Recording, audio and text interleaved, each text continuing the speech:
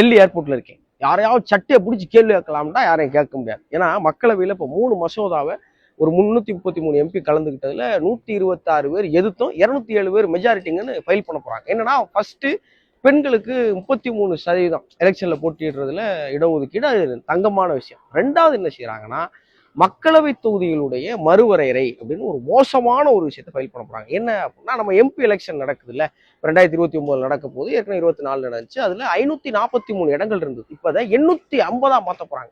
சரிப்பா, நிறைய எம்பி இருந்தா மக்கள் நல்லதானே அப்படின்னு கேட்டீங்கன்னா, இதை 10 வருஷத்துக்கு ஒரு முறை மாத்துறது வழக்கம். 1951 மாத்தினாங்க, 61 மாத்த, 71 மாத்த போற நேரத்தில் என்ன பண்ணிட்டாங்கன்னா, இல்லைங்க இப்படி மக்கள் தொகையை வச்சு எம்பிக்களை அதிகரிக்கிறதுங்கிறது ஒரு அன்ஃபேரா இருக்கு அப்படின்னு 25 வருஷம் தள்ளி வச்சாங்க. 25 வருஷம் கழிச்சு 2001 வாஜ்பாய் வந்து சொல்லி அவர் என்ன பண்ணிட்டார், இன்னொரு 25 வருஷம் தள்ளி வச்சிட்டார்.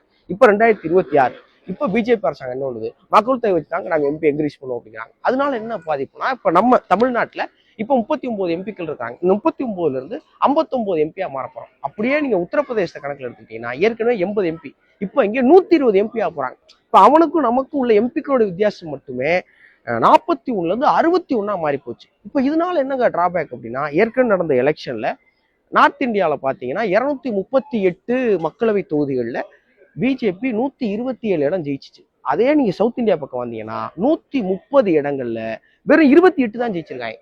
அப்ப இதை விட அந்த ரேஷியோ பக்கம் இருக்குல்ல, அப்ப அங்கே ஆபியஸா வட இந்தியாவில தொகுதிகள் கூடும்போது ரொம்ப ஈஸியா ஜெயிச்சிருவாங்க. தமிழ்நாடு, கேரளா, கர்நாடகா, இவன் பூரா பேருடைய வாய்ஸ் இருக்குல்ல, அதை இங்க கேட்கவே கூடாது. 1971 அப்புறம் மக்கள் தொகையை கட்டுப்படுத்தணும் அப்படின்னு சொல்லி தமிழ்நாட்டில் நம்ம என்ன செஞ்சோம், வீட்டுக்கு நிறைய பிள்ளைலாம் பெற்றுக்கூடாதுப்பா, 1 அல்லது 2 பிள்ளைன்னு சொல்லி இன்ஃப்ராஸ்ட்ரக்சர்ல கான்சென்ட்ரேட் பண்ணோம். பெண்களை படிக்க வச்சோம், வேலைக்கு அமைச்சோம், 1, 2 பிள்ளைகளை மட்டும். ஆனா இதே நார்த்தில் எடுத்துக்கிட்டீங்கன்னா பெண்களுக்கு கல்வி அறிவு கிடையாது, இன்ஃப்ராஸ்ட்ரக்சர் கிடையாது, நம்ம ஊர்ல மாதிரி மருத்துவமனையோ கல்வி அறிவோ வேற எந்த வசதியோ ஊருக்கு ஊர் பஸ் எதுவும் கிடையாது.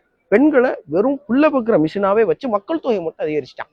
இப்ப நீங்க அப்படியே ஜிடிபி எடுத்துக்கோங்களேன், மொத்த இந்தியால தமிழ்நாடு ஜிடிபியில 2வது இடத்துல இருக்கு. இப்ப நம்ம இந்த மக்கள் தொகையை வச்சு, ஏன்னா எல்லாரும் வேலைக்கு போறோம், நல்லா சம்பாதிக்கிறோம், நம்ம அதிகமான டாக்ஸ் கட்டுறோம். அவன் அங்க இருந்து பிழைக்கிறக்கே நம்ம ஊருக்கு தான் வர்றேன், அவன் பெரிய டாக்ஸ் கட்ட போறது இல்லை.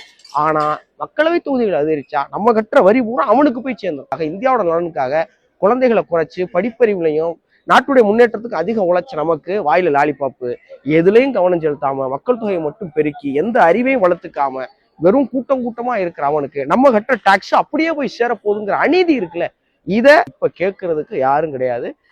இதை யாரு கேட்க போறாங்கிறதும் தெரியாது. ஆனா இது அமலுக்கு வரப்போகுது. இதைத்தான் தமிழ்நாடு, கர்நாடகா, கேரளாங்கிற எல்லா மாநிலங்கள்ல இருக்கிற முதலமைச்சரும் கடுமையா எதிர்க்கிறாங்க. இதை பத்தி உங்க கருத்து என்னங்கிறத மறக்காம பதிவு பண்ணுங்க.